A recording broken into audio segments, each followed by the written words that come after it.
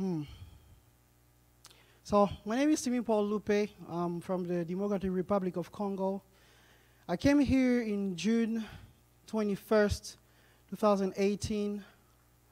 I landed in JFK and I had a wonderful brother, Dan, came to pick me up at the airport and brought me to my first American experience to eat McDonald's.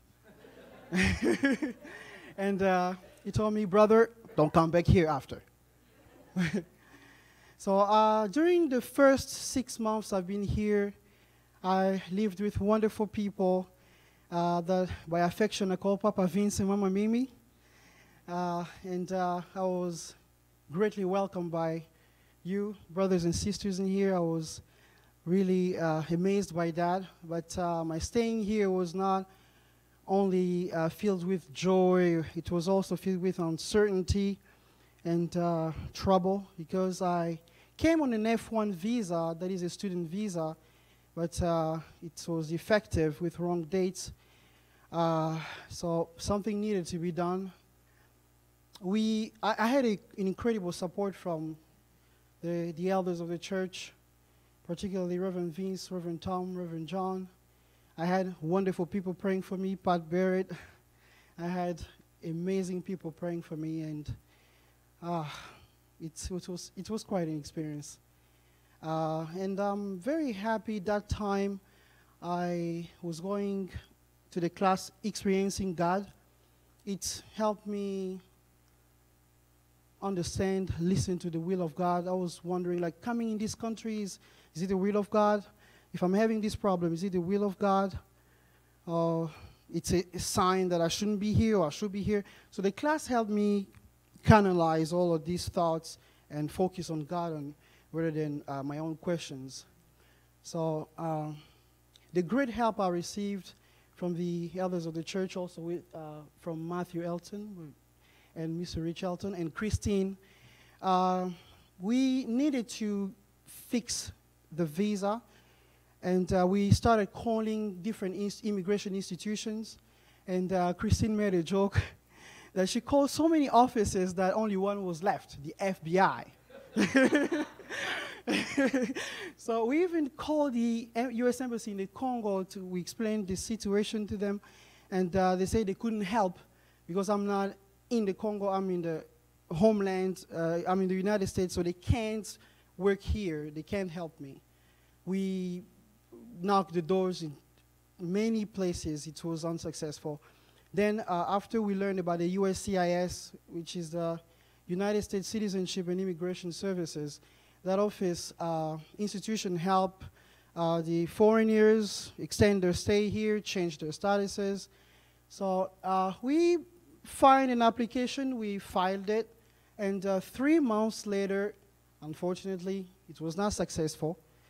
It was kind of not, it missed one file, one paper, if I can say that. But we thought we did well, but it was not successful. Then we met with a lawyer, and she explained many things, and we understood we needed a U.S. embassy to correct the problem outside of the U.S., not inside of the U.S. So we thought, okay, the nearest U.S. embassy we can find outside of the U.S. is in Canada. So we filed a visa application, and unfortunately, it was not successful. I was like, oh goodness, what is this? Is this God telling me that I need to go back to my country and study there, or need to persist?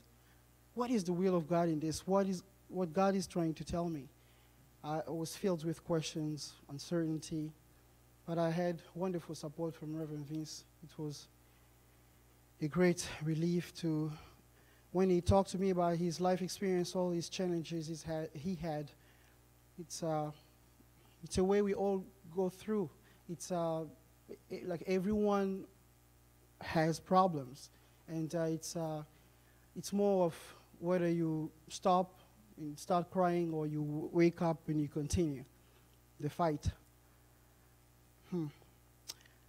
So It's the visa with the Canada. They said, okay, your travel history is not satisfactory, and you don't have enough money. I said, oh.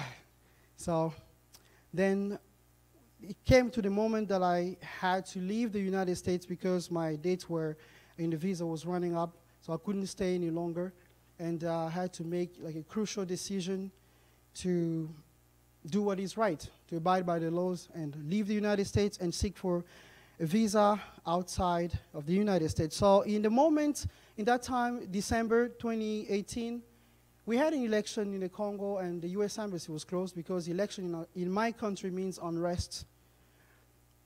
It means killing, because people will go to protest and the police will shoot with real bullets. So the U.S. Embassy was closed. The U.S. wanted to protect the citizens who work there, and the airport was also not in service. So I had practically nowhere to land on. So I remember that I studied in Kenya in 2016, and I say, I can go there, as they have a policy of welcoming tourists, so there is a possibility to go without any visa. You just buy the visa at the airport, you file a form, and you have immediate acceptance, and you admitted in the country. So I figured that there is a U.S. Embassy in Kenya as well, in Nairobi. So I went there, and after 3 days, that's a miracle. That's the reason I am here. After 3 days, I got a new F1 visa. That was impossible.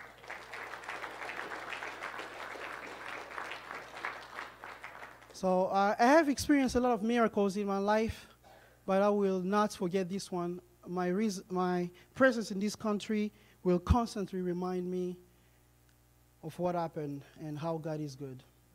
Thank you very much.